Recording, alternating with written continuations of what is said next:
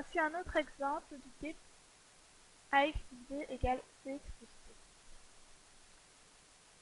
8x plus 4 moins 2 fois x plus 8 entre parenthèses égale moins 3 fois entre parenthèses 2x moins 1, fermez la parenthèse, plus 6. Donc dans un premier temps, on va distribuer. 8x plus 4, on le recopie. Puis on commence à distribuer sur les termes dans la parenthèse. Donc, on va multiplier moins 2, ne pas oublier le signe, hein, très important, sur les termes dans la parenthèse. Donc qu'est-ce que ça donne? Moins 2 fois x, moins 2x, moins 2 fois 8, moins 16. Et on fait le même procédé de l'autre côté. Donc de nouveau, on n'oublie pas le signe, on multiplie bien moins 3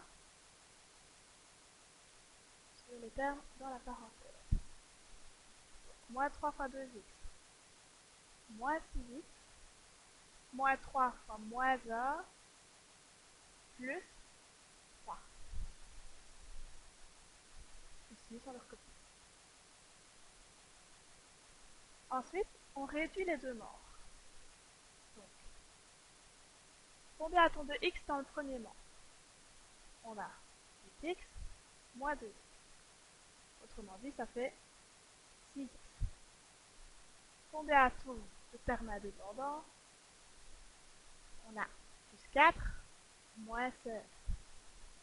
Ce qui donne plus 4 moins 16 moins 12. On fait pareil de l'autre côté. Combien a-t-on de x? Moins 6x. Et alors, combien avons-nous de termes indépendants? C'est-à-dire sans x. Plus 3 plus 6, ça fait plus 9.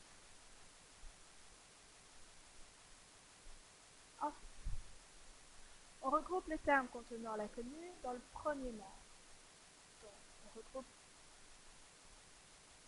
les x dans le membre de gauche. Dans le membre de droite, on a moins 6x.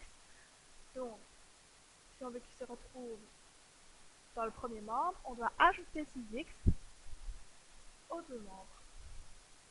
Ce qui donne 6x moins 12, je recopie. Je rajoute les 6x, donc plus 6x. Et ici, je fais la même chose. Je recopie moins 6x plus 9. Et j'ajoute les 6x. Donc forcément ici, moins 6x plus 6x, ça fait 0. Et qu'obtenons-nous de l'autre côté? 6x plus 6x, ça donne 12x. Moins 12 égale 9. Ensuite, on regroupe les termes ne contenant pas l'inconnu dans le membre de droite. Donc, comme on peut voir, dans le membre de gauche, on a moins 12x, moins 12, et on veut qu'il apparaisse dans le membre de droite. Donc, on va ajouter 12 aux deux membres. Donc, on fait comme tout à l'heure. 12x moins 12, on copie. Et on rajoute plus 12 des deux côtés, égale 9 plus 12. Donc de nouveau ici, moins 12 plus 12 c'est 0. Qu'est-ce qui reste? 12x égale 9 plus 12, ça donne 21.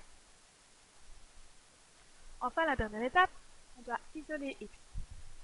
Ce qu'on recherche, la valeur de 1x. Or, ici, on en a 12. Donc, si on veut la valeur de 1x, on va diviser par 12 deux membres. Qu'est-ce qu'on obtient?